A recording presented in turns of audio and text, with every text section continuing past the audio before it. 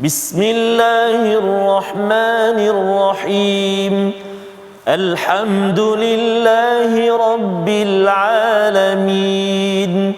Ar-Rahmanir Rahim.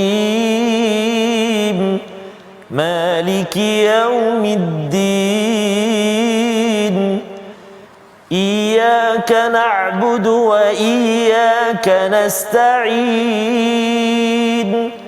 Ihdinas siratal mustaqim.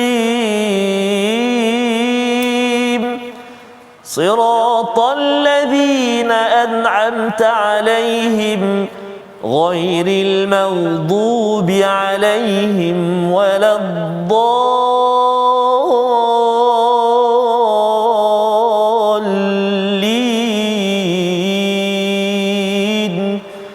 Amin. Sadaqallahul azim.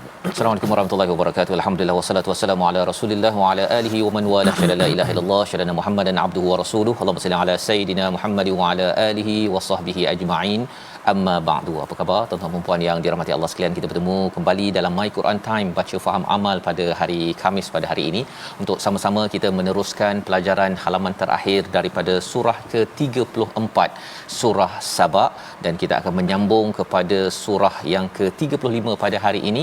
Dua-dua surah ini bermula dengan alhamdu, segala pujian kepada Allah Subhanahu Wa Taala. Alhamdulillah yang mencerahkan, menafsirkan kepada alhamdulillahirabbil alamin yang dibacakan sebentar tadi bersama Al-Fadil Ustaz Tarmizi Abdul Rahman. Apa khabar Ustaz? Alhamdulillah Safas. Alhamdulillah Ustaz. Safas okey ya. Alhamdulillah Ustaz. Alhamdulillah, ya. Kita bersyukur kita berada di halaman yang terakhir surah Saba Ustaz ya. Betul Ustaz. Surah 35, surah 34 dan sudah pastinya ia memberi panduan kepada kita ya bahawa sebenarnya dalam surah Saba ini ada kisah daripada Nabi Sulaiman di utara Mekah, iaitu di Palestin, dan juga di bawah Mekah itu ada Yaman, kerajaan Sabak, dan inilah yang kita nak ambil kesimpulan pada hari ini.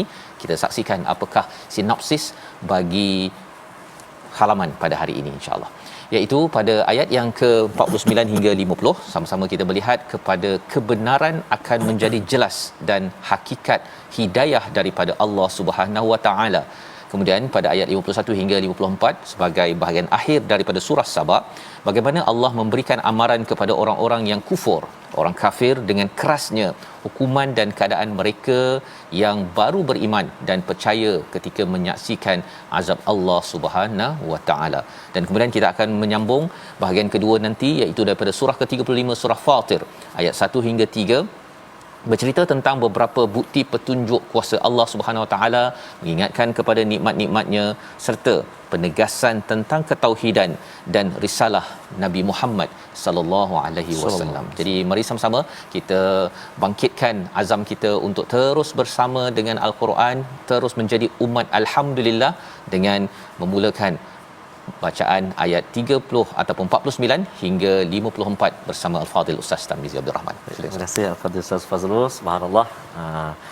Mudah-mudahan pertemuan pada hari ini Allah Subhanahu Wa Taala berkati, dan kita nak memulakan pertemuan kita membaca halaman 434 ini bermula ayat yang ke-49 sehingga akhir Ustaz, akhir surah.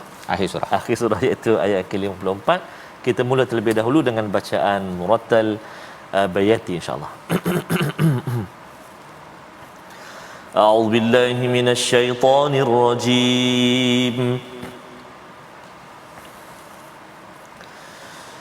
Qul ja'al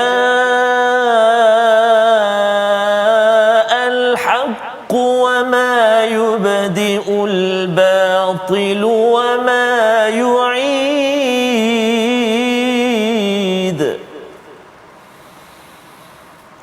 قل إن ضللت فإنما أضل على نفسي وإن اهتديت فبما يوحى إلي وإن اهتديت فبما يوحي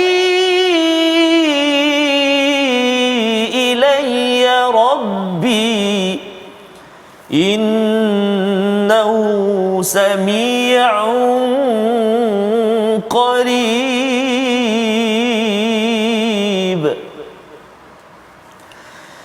ولو ترى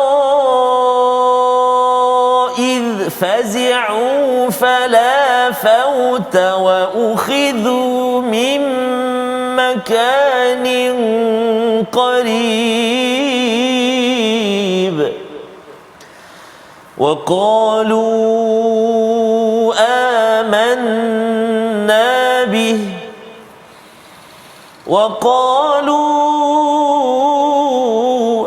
آمنا به وأنى لهم التناوش من مكان بعيد وقد كفروا به من قبل ويقذفون بالغيب من مكان بعيد وحيل بينهم وبين ما يشتهون كما فعل بأشياعهم وحيل بينهم وبين ما يشتهون كما فعل بأشياعهم من قبل إنهم كانوا في شك مريب صدق الله العظيم. Surah Al-Azim, gitulah bacaan daripada ayat 49 hingga 54. Terima kasih ucapkan kepada Ustaz Tarmizi ya, kita sama-sama nak berinteraksi dengan ayat-ayat ini. Kalau sebelum ini kita ada masa kita bersama dengan Dr. Sanusi Ustaz ya. Ustaz Sanusi banyak membawakan hadis-hadis untuk fahaman kita dalam bersama dengan saya ni kita berinteraksi dengan ayat-ayat Al-Qurannya dan kalau ada sekali-sekali Ustaz Tarmizi bolehlah sampaikan macam rasa kita dah berada pada 8 9 juz yang akhir Ustaz kan. Jadi mungkin bolehlah sikit-sikit kita berkongsi sebagaimana kita sudah pun lihat sebelum ini. Jadi pada ayat yang ke-49 ya, qul ja'al haqqu wa ma yubdi'ul batil wa ma yu'id.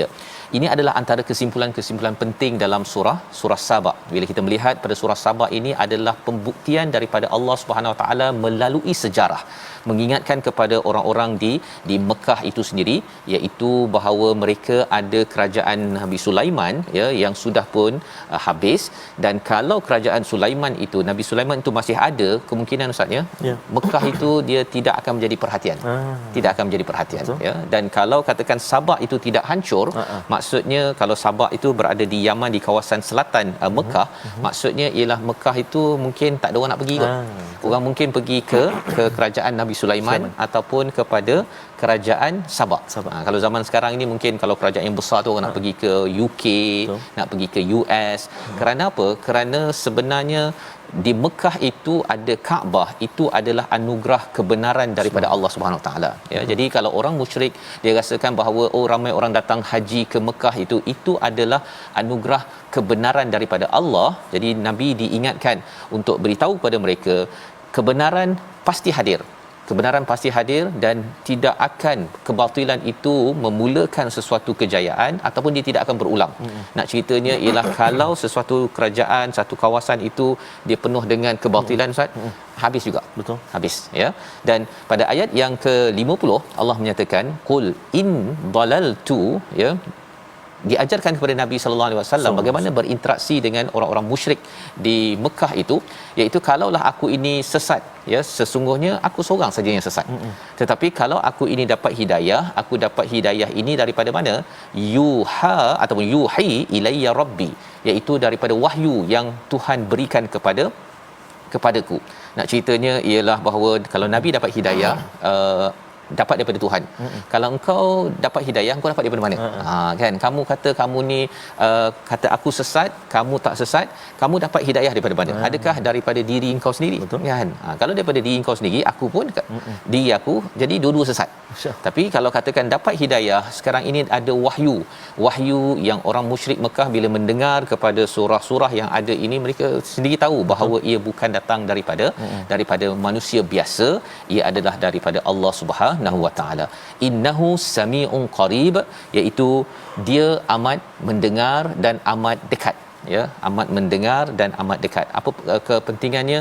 Ialah nak ceritanya kepada kita, kepada Nabi Muhammad bila bersama dengan orang musyrik itu, bahawa Allah amat mendengar dan amat dekat kepada mereka. Pasal mereka merasakan bahawa jauh, Ustaz. Betul. Mereka bila rasa Tuhan ini jauh, mereka boleh buat apa saja. Boleh nak pergi belasah orang lain ataupun kalau nak menzalimi orang lain, ataupun boleh sahaja nak cakap apa sahaja. Dia lebih kurang kalau macam kita boleh mengumpat seseorang, Ustaz, ya. Tapi bila orang tu ada dekat kita, jadi macam mana? Ustaz, ya. Dia akan okey. Tak berani kan. Jadi bila perkara itu berlaku, bila dinyatakan di sini innahu sami'un qarib, Allah ini amat mendengar, amat dekat, kita akan gemetar, kita akan takut untuk perkara tersebut.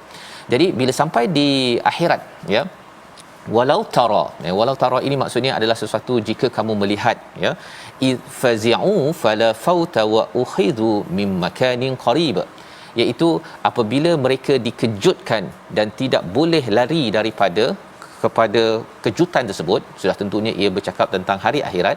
Wa ukhidhu mim makanin qarib, iaitu mereka akan diambil dan diazab daripada tempat yang dekat. Apa maksudnya? Bila dah sampai di akhirat nanti, ya, tadi dah cakap sami'un qarib di dunia, tapi ada orang dia kata tak apa, kita boleh lepas, tak payah ikut Quran pun tak apa, kan, tak payah ikut pada nabi tak apa.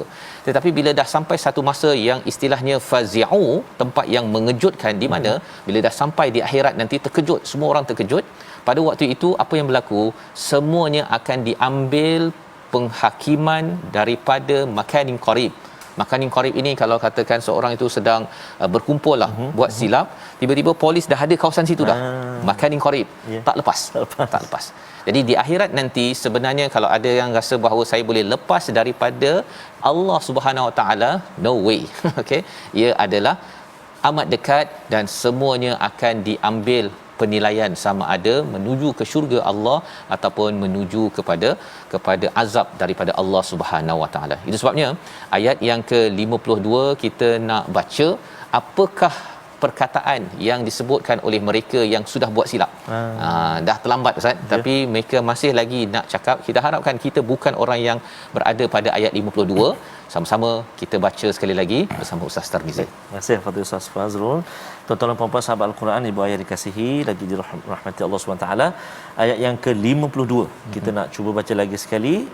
Ayat itu apa perkataan yang disebut oleh mereka. Jom kita baca dulu ayat yang kedua. A'udzubillahi minasyaitonirrajim.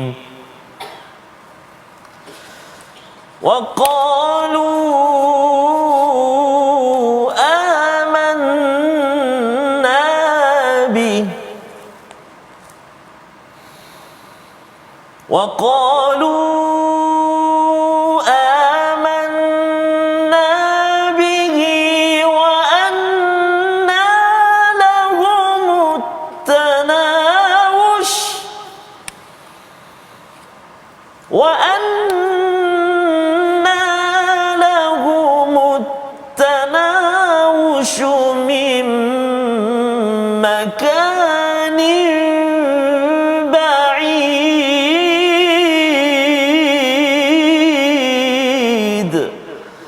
Sadaqallahul Azim. Surah Al-Azim ayat 52. Dan ketika mereka berkata kami beriman kepadanya, namun bagaimana mereka dapat mencapai keimanan daripada tempat yang jauh, ya. Kalau tadi ada sami'un qarib, makanin qarib, ayat 52 53 ada makanin ba'id, Ustaz, ya. Apa maksud makanin ba'id? Iaitu mereka yang sudah sampai di akhirat bila dah terkejut, ya, dengan sebenarnya kita mesti ya beriman, ya. Pada waktu itu mereka cakap apa? Amanna bih. ya, kami beriman kepadanya, kepada Allah Subhanahu Wa Taala, wa anna lahumut tanawush. Ya, ada perkataan tanawush, itu apa maksudnya? Iaitu mereka ini kalau boleh dia nak dia kalau macam kita ada satu benda yang jauh Ustaz ya, tanawush ni dia nak capai ya. Jadi apabila bercakap tentang mereka sudah beriman, mereka nak capai sesuatu yang jauh, iaitu apa? Untuk beramal di satu tempat yang jauh, namanya dunia. Allah. Kita ni dekat dengan dunia ya, tetapi bila dah sampai akhirat, dah tak, tempat yang jauh ni benda yang macam agak mustahil nak capai Ustaz.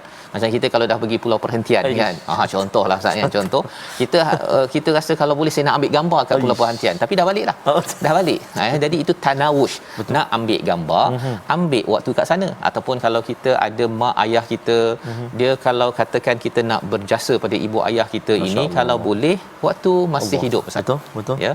Kalau katakan dah meninggal, boleh lagi, tetapi pada waktu itu seperti tanawush ya, iaitu kita rasakan mak dah pergi di satu daerah lain, dan saya kecewa ataupun saya menyesal saya dulu tak selalu telefon mak pada setiap minggu, ataupun tidak tanya khabar, ataupun nak bagi sumbangan pada mak ke, belanja mak tu. Bila mak dah pergi ataupun ayah dah pergi, dah terlambat. Betul. Kan? Jadi ini adalah antara perkataan orang-orang yang tidak beriman, yang kita harapkan kita bukanlah yang disampaikan pada ayat 52. Amin. Dan ayat 53, waqad kafaru, mereka yang kufur kafir ini sebelum itu, wa yaqdhifuna bil ghaibi mim makanin ba'id, ya, iaitu apa? Mereka telah mengingkari Allah sebelum itu, mereka mendustakan tentang yang ghaib daripada tempat yang jauh. Tempat yang jauhnya apa? Sekali lagi, dunia. Betul. Yang pertama ialah mereka itu kufur. Dah awal-awal kufur kepada Allah SWT. Kufur maksudnya tidak bersyukur, seperti Nabi Sulaiman. Seperti Nabi Daud. Kalau kita masih ingat lagi awal surah Sabah ini, Nabi Daud ni hebat Ustaz ya. Hebat-hebat dapat buat baju besi. Nabi Sulaiman boleh jalan dalam masa satu pagi itu merentas satu bulan punya perjalanan. Ya, nak cerita macam naik kapal terbang ni. Betul, Sah. Maksudnya teknologi kapal terbang bukan hanya pada zaman ini. Betul. Dia sudah berlaku pada zaman Nabi Sulaiman, tetapi mereka adalah orang yang masih syukur kepada Allah, masih lagi merendah diri kepada Allah, tidak kufur, yang pertama. Dan yang keduanya, mereka itu percaya pada perkara ghaib. Salah satu perkara ghaib yang penting ialah membuat persediaan kepada hari akhirat. Macam tuan-tuan lah ya, bila kita baca Quran ini, setengah orang kata dapat apa? Kan, tetapi bagi kita yang faham tentang hari akhirat, saya baca ini, saya dapat pahala, saya dapat manfaat di dunia, tetapi lebih itu adalah kerana saya nak menyiapkan bekalan saya sampai ke akhirat. Di hujung itu ayat 54, wa hila bainahum wa bainama yashtahun, iaitu di kalangan mereka, di antara mereka itu ada hil, iaitu ada satu tembok ataupun satu halangan daripada apa? Ma yashtahun, apa yang mereka inginkan. Siapa mereka ini? Mereka ni orang yang kufur Ustaz ya. Di dunia ini mereka dapat apa saja. Nak duit, nak kaya, nak buat itu, nak buat ini, mereka boleh buat apa saja, tapi bila sampai di akhirat nanti, kerana mereka tidak beriman pada perkara ghaib ya, tidak bersyukur, maka akan ada hail ya, iaitu ada halangan, kama fu'ila bi asya'ihim min qabl ya, iaitu sebagaimana yang dilakukan terhadap orang yang sama keadaannya seperti mereka suatu ketika dahulu ya. Mereka orang kufur menghalang orang-orang yang nak berbuat baik, maka bila mereka dah sampai akhirat, mereka juga tidak dapat apa yang terbaik untuk mereka. Innahum kanu fi syakkim murib, dan mereka berada dalam keadaan yang ragu. Ini adalah pelajaran daripada surah Sabah ya. Di hujung ini menceritakan kepada kita betapa kita jangan ada keraguan kepada siapa? Kepada Allah Subhanahu Wa Taala. Dan ia kembali baliklah Ustaz ya kepada ayat awal surah Sabah ni. Betul. Maksudnya kita memuji Allah. Apa tanda puji? Apakah kesan puji? Setengah orang kata saya memuji Allah, alhamdulillah. Tetapi bila kita dapat cakap alhamdulillah, dia ada kesan. Kesannya apa? Lepas tu dia kena amanah ya, lepas tu dia kena solat. Itu tanda dia memuji Allah SWT.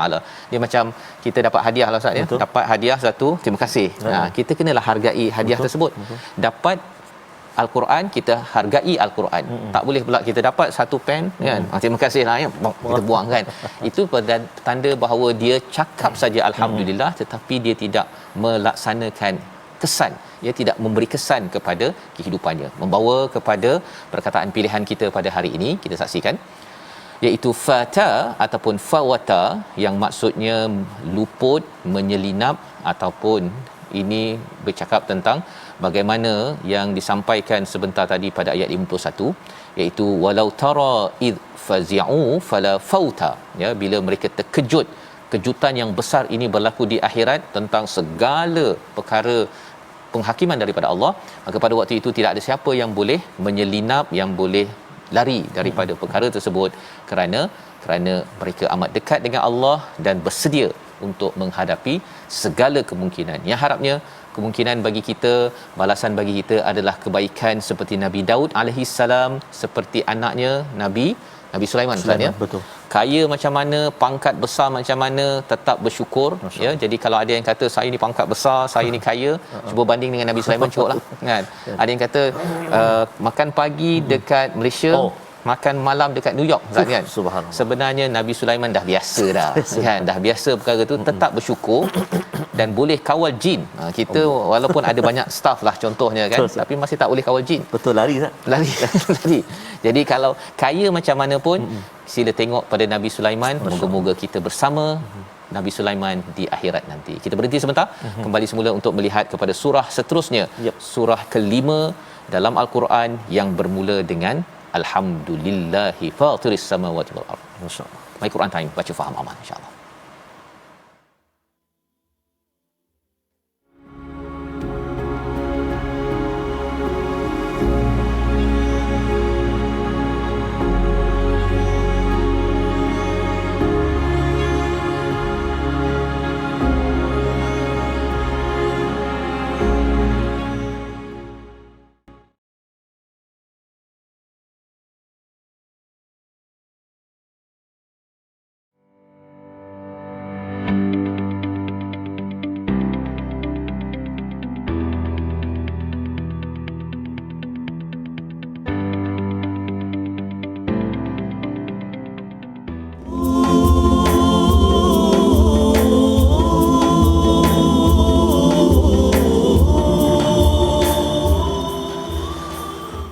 Alhamdulillah, thumma alhamdulillah, wassalatu wassalamu ala rasulillah, wa ba'da. Syukur kita kepada Allah Subhanahu taala dapatkan yang original daripada Abah Raihan kita, Ustaz.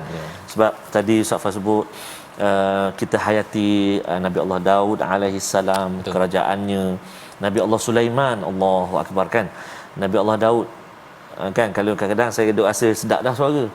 Nabi Allah Daud baca kitab ataupun kitab Nabi Allah Daud, kan, berhenti semua haiwan-haiwan, burung-burung berterbangan berhenti. Kenapa? Kerana menghayati betapa hebatnya suara Nabi Allah Daud AS. Kita ni Allah ciput je, ya Allah.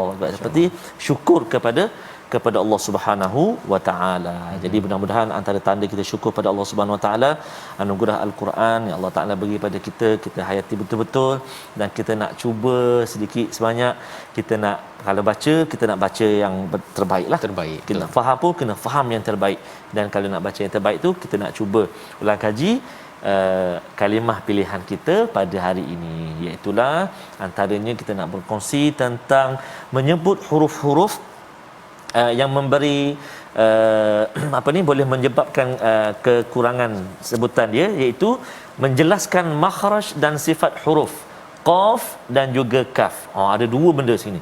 Pertama, makhraj dia kena kenal pasti, dan yang kedua sifat dia. Jadi kalau huruf kaf ataupun qaf dulu, qaf makhraj dia di pangkal lidah belakang, kan, lidah kita hujung lidah dengan pangkal. Jadi qaf dia duduk dekat pangkal lidah, dekat dengan anak tekak. Kalau kaf dekat depan dia, depan huruf qaf. Jadi jangan tertukar kaf dengan qaf. Dan sifat dia pasti berbeza. Antaranya yang kita boleh sebut ialah qaf dia ada sifat tebal dia, qa. Kaf dia tak tebal, ka. Beza bunyi, kan, qa ka,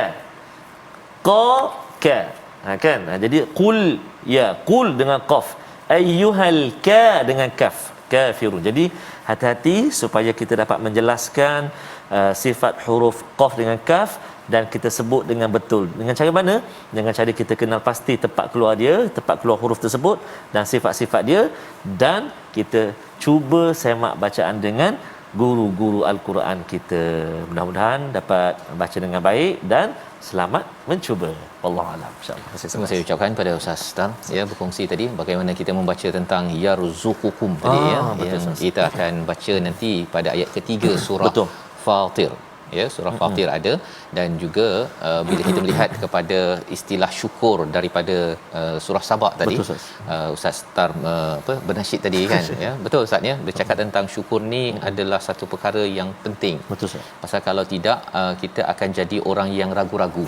Dekat ujung itu ayat 54 itu, innahum kanu fi syakkim murib, mereka itu ragu-ragu di dunia. Mengapa ragu-ragu? Mereka dah dapat macam-macam dah. Betul. Allah bagi macam-macam ya, tetapi mereka masih lagi ragu-ragu kepada Allah yang bagi macam-macam. Ya, sehingga kan bila ada seruan untuk kembali kepada Allah Subhanahu Wa Taala, yang itu mereka ragu-ragu. Bab dunia mereka memang yakin nak buat bisnesnya, nak buat itu, nak buat ini, yakin sangat. Tapi bab akhirat, bab yang menuju kepada Allah, ragu-ragu. Pasal apa? Pasal dia rasakan bahawa tak ada manfaatnya. Ya, tapi sebenarnya orang yang benar-benar bersyukur adalah orang yang dapat menghargai apa yang di dunia dan juga apa yang ada di akhirat tanpa ragu-ragu. Itu yang membawa kita kepada surah Fatir, surah yang ke-35 ya. Dalam al-Quran ada 5 surah yang bermula dengan alhamdulillah, iaitu yang pertama surah Fatihah, yang kedua surah Al-An'am, yang ketiga surah Al-Kahfi, surah Sabah, dan yang paling akhir surah Fatir. Surah Sabah banyak bercerita tentang sejarah. Betul. Sejarah ya. Surah Fatir banyak bercerita tentang alam sekitar ya, untuk sama-sama kita melihat bagaimana Fatir maksudnya ialah pencipta, yang mencipta, bukan sekadar mencipta tapi memastikan ia berada dalam keadaan yang amat cantik, yang amat baik. Inilah surah Fatir, surah 35. Kita baca ayat 1 hingga 3 dipimpin Ustaz Tarmizi. Silakan Ustaz. Terima kasih kepada Ustaz Fazrul. Tuan-tuan dan puan-puan, sahabat-sahabat Al-Quran, ibu-ibu, ayah-ayah, penonton sekalian, kita nak mula bacaan kita ayat pertama, ayat kedua, ayat ketiga surah Fatir. Dan tadi kita kongsikan huruf Qaf dan huruf Kaf, yang mana fokus dia adalah pada ayat yang ketiga. Kita nak baca sekejap lagi, yarzuqukum. Jadi kita praktikkan terus sekejap lagi. Mudah-mudahan bacaan kita dijaga oleh Allah Subhanahu Wa Taala. Kita cuba dengan bacaan murattal Hijaz. A'udzu billahi minasy syaithanir rajim. Bismillahirrahmanirrahim. الحمد لله فاطر السماوات والأرض جاعل الملائكة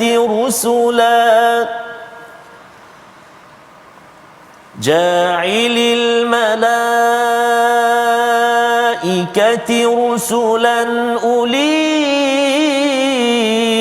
أجنحة مثنى وثلاث ورباع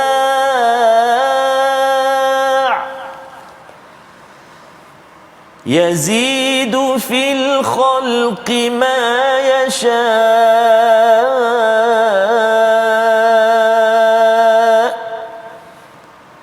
إن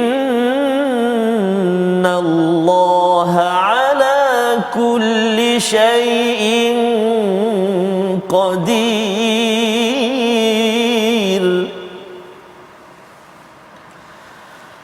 ما يفتح الله للناس من رحمة فلا ممسك لها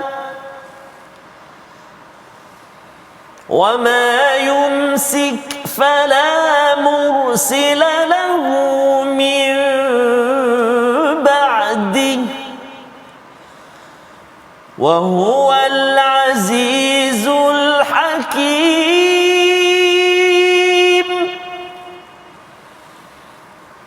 يا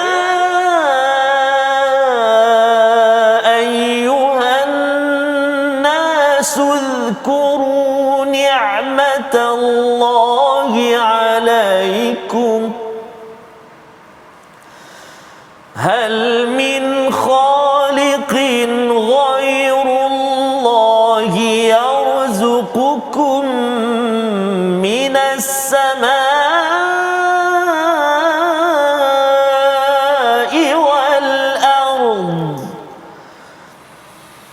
لا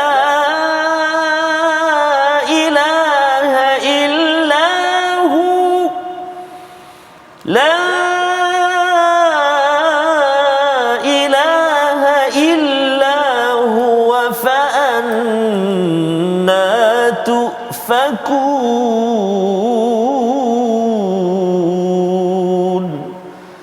صدق الله العظيم.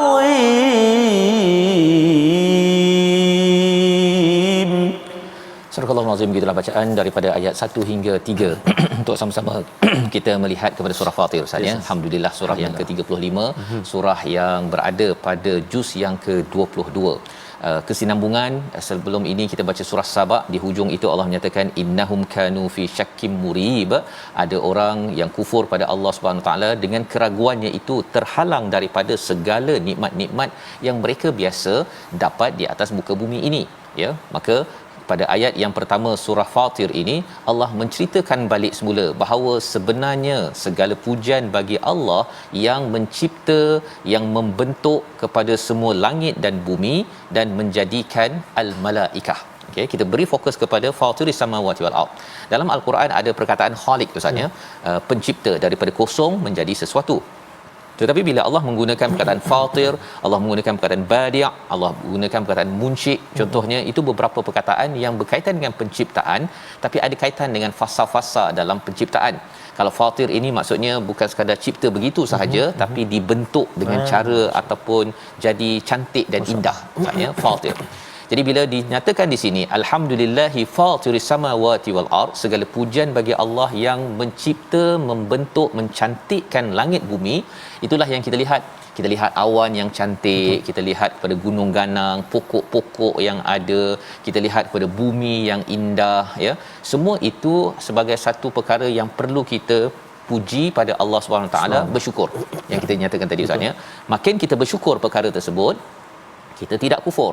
Makin kita bersyukur, maka kita tahu bahawa kita jangan ragu-ragu kepada pencipta ini. Bila pencipta ini Allah SWT beri peraturan, kita ikut jelah. Betul. Kan? Pasal benda semua dah cantik. Jadi kalau kita yang tak nak ikut pada peraturan yang cantik, kitalah yang bodoh. Ya, kitalah yang kufur, dauzubillahi min zalik. Dan selain daripada itu Allah menjadikan apa? Ja'ilil malaikati rusula. Ya, Allah menjadikan malaikat itu ada fungsi. Fungsinya adalah sebagai utusan uli ajnihatim mathna wa thulatha wa ruba', iaitu mereka ini ada kepak, ada sayap ya, ada yang ada 2 sayap, ada yang 3 sayap, ada yang 4 sayap. Jadi mungkin ada yang tertanya, buat apa sayap-sayap ni? Kan. Jadi biasa naik kapal terbang ada 2 sayap je Ustaz ya, tak ada 3, tak ada 4. Jadi kalau kapal terbang yang biasa-biasa pun 2 sayap boleh laju, cuba kita bayangkan malaikat bila ada 3 sayap, 4 sayap, ada yang kata Jibril sampai 70,000 sayap. Masya-Allah. Sum ya. Dan tugas ini untuk apa? Sebenarnya Allah boleh saja buat segala perkara kun fayakun, tetapi Allah nak menunjukkan kehebatan Allah Subhanahu Wa Taala dengan menjadikan malaikat. Dan malaikat ini untuk siapa? Untuk membantu kita dalam kehidupan kita, untuk terus bersyukur, untuk terus mendekatkan diri kepada Allah Subhanahu Wa Taala. Bukan untuk disembah, tetapi untuk membantu kita ya, membantu kita. Yazidu fil khalqi ma yasha, dan Allah tambah lagi. Itu yang sebabnya tadi ada yang kata bahawa Jibril banyak sayapnya itu kerana speed ataupun kelajuannya itu adalah amat laju daripada langit yang 7. Kita kena ingat bahawa langit yang kita lihat malam itu ada langit pertama Ustaz ya. Itu adalah as-sama ad-dunya, langit pertama. Walaupun kita nampak bintang bertahun-tahun cahaya. Jadi kalau langit yang kedua, ketiga kita tak nampak, itu dilalui oleh malaikat Jibril. Kalau dalam peristiwa Isra Mi'raj kan Jibril sampai ke langit ke-7 ya, sampai Sidratul Muntaha, tak boleh tak lepas dah. Jadi dia punya jarak itu terlampau jauh, dan dengan Allah menjadikan ada sayap ini berperanan untuk membantu untuk bergerak dengan lebih lancar. Innallaha ala kulli syai'in qadir, dan Allah berkuasa atas tiap-tiap sesuatu. Jadi ini adalah permulaan daripada surah Fatir. Allah nak menceritakan tentang hebatnya Allah SWT menciptakan cantik-cantik langit dan bumi ini, dan juga para malaikat yang berfungsi untuk membantu kita dan Allah berkuasa atas tiap-tiap sesuatu. Apa kesannya? Ya, apa kesan kalau kita dah tahu perkara ini Ustaz ya? Ya. Kesannya ialah kita kalau Allah kawal yang besar-besar kita tahu. Ya. Tetapi di hujung itu Allah kata yang kecil-kecil pun Allah kawal. Allah. Ya, termasuklah atom-atom dalam tubuh kita ini, darah kita. Baru ni Ustaz ni bila saya berapa belas hari tu, yang waktu itu bila tak dapat hidu bau satu hari tu, kata Afsal tak ada bau kan. Saya masuk bilik, masuk ke tandas ke makan ke tak ada bau. Waktu itu saja kita dah rasakan bau perkara kecil pun ya adalah satu perkara yang Allah kawal. Ya, cuba bayangkanlah kalau katakan seminggu tak ada bau macam-macam kan. Perkara kotor ke wangi ke tak ada dapat kita hargai, nikmat ditarik sekejap oleh Allah SWT. Jadi pada waktu itu tahulah bahawa tak boleh nak beli apa-apa untuk kembalikan balik deria bau tersebut kecuali kembali kepada innallaha ala kulli syai'in qadir. Ya, pada waktu itu kita pasrahlah Ustaz. Betul. Barulah tahu bahawa hidung ni penting sebenarnya. Penting sangat ya. Makan tu nampak makan sedap. Ya, makan rasa macam lain pula dia punya macam berada di satu, dia macam blank sikit Ustaz. Dia rasa hari tu macam satu nada saja pasal rupanya bau. Ya, itu belum lagi kalau baca Quran Ustaz. Pasal bila dia macam sesama sikit kan. Bila baca Quran tu dengar Ustaz ya dekat My Quran Time cuba baca tu, dia punya dengung ni tu macam sengau. Kan. Kita baca tu tak jadi sangat. Jadi pada waktu itu bersyukur ada hidung boleh baca dengung dengan betul ya. Orang yang sesama pun kadang-kadang dengung dia tu kita baca pun rasa tidak memuaskan hati kita. Ayat yang kedua Allah bercerita tentang salah satu nikmat besar bila Allah cakap Allah dah kawal segala-galanya, Allah berkuasa atas tiap-tiap sesuatu, satu rahmat daripada Allah Subhanahu Wa Taala. Ayat 2 kita baca sekali lagi untuk kita memahami satu anugerah daripada Allah untuk kita terus syukuri. Bersama Ustaz Tar. Terima kasih kepada Ustaz Fazrul. Subhanallah, banyaknya nikmat Allah SWT. Wa in ta'uddu ni'matallahi la tuhsuha. Kalau kita nak kumpulkan, betul kan, Terengganu kira nikmat mata, Johor nikmat hidung contoh, ataupun satu dunia lah kan, tak mampu, tak la tuhsuha. Allah kata tak akan mampu untuk kita hitung lemahnya kita sebagai hamba Allah. Kita cuba ayat yang kedua, kita praktikkan pernafasan kita, hidung, suara kita cuba, kita baca ayat yang kedua insya-Allah. A'udzubillahi minasyaitonirrajim.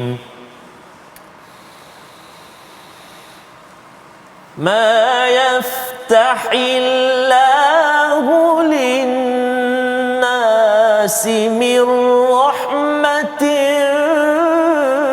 فلا ممسك لها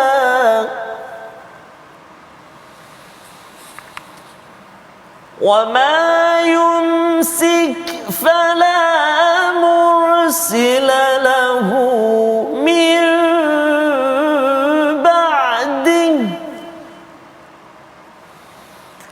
وهو العزيز